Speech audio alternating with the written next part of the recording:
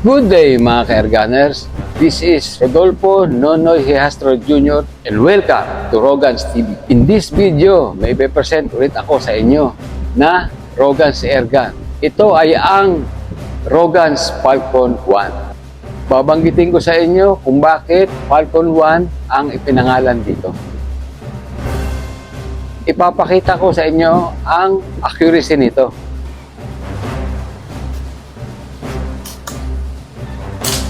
Para hindi na tayong magtagal, let's get started!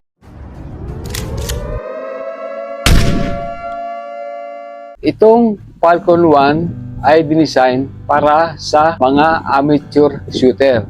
Pwede itong pang-target at pwede itong pang-hunting. Ang haba nito, gaya ng ibang air rifle, 41 inches at ang bigat nito ay 3.5 kilograms.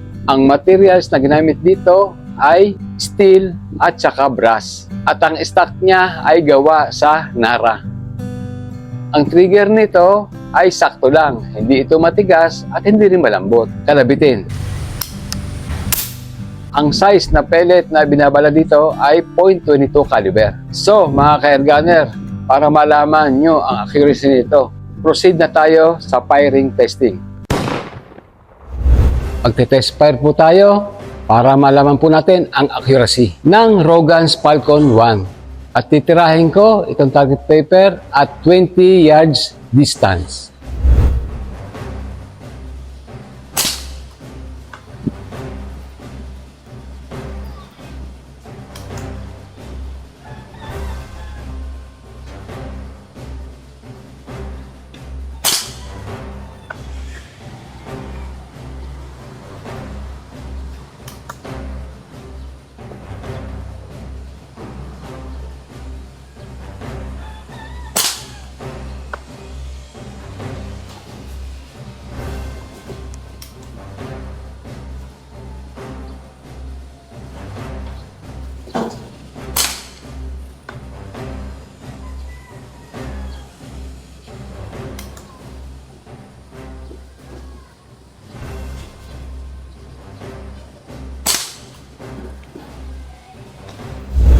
Ito na po ang resulta sa target testing po natin at 20 yards. Nakita nyo po na hindi gaano nagkakalayo ang target nila.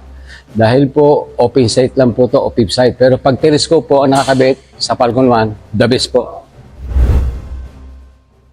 Mga ka-Airgunners, bakit nga ba pinangalanan itong Falcon 1? Ang Falcon ay alam naman nating ibon yan. Gaya ng mga Rogan's model, yung mga pangalan ng Rogan's ay kinuha sa mga ibon. Gaya nitong Falcon.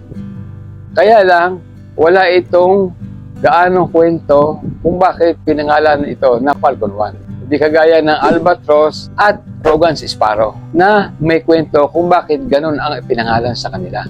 Kung nais nyo malaman kung ano ang mga naging istorya niyan, pwede nyo panoorin. At isang dahilan kung bakit nagkaroon ng Falcon 1 dahil sa Falcon 4 na mas mahal ang presyo kumpara sa Falcon 1. Ngayon, ano naman ang kaibahan ng Falcon 1 sa Falcon 4? Bukod sa presyo. Ang unang pagkakaiba niyan ay yung accuracy niya. Mas accurate ang Falcon 4 kumpara sa Falcon 1. Dahil ang Falcon 4 ay dinesign pang target shooting kumpara dito sa Falcon 1. Kaya ang bala nitong Falcon 4 ay .177 caliber at yung Falcon 1 ay .22 caliber. At ang pinagkaiba nito, ang Falcon 4 ay tumitimbang ng 4.5 kilograms at ang Falcon 1 ay 3.5 kilograms. Alam naman natin na kapag mas mabigat ang airgun, mas stable ang hold mo sa pagka-target. Mas accurate kang makakatama sa target mo. Pinagkaiba nito ay yung trigger dahil yung Falcon 4 ay match trigger na malambot ikulbit kumpara sa Falcon 1. Pinagkaiba din ito ay yung pip sight nilang dalawa. Yung pip sight ng Falcon 4, bilog yung nasa malapit na mata at yung sight na nasa dulo ng barel ay bilog din ang inyong makikita. Hindi kagaya ng Falcon 1 na yung aperture na makikita mo yung bilog sa malapit sa mata at yung sa dulo ay posya, hindi bilog. Ngayon, ang tanong din, meron bang Falcon 2 at Falcon 3?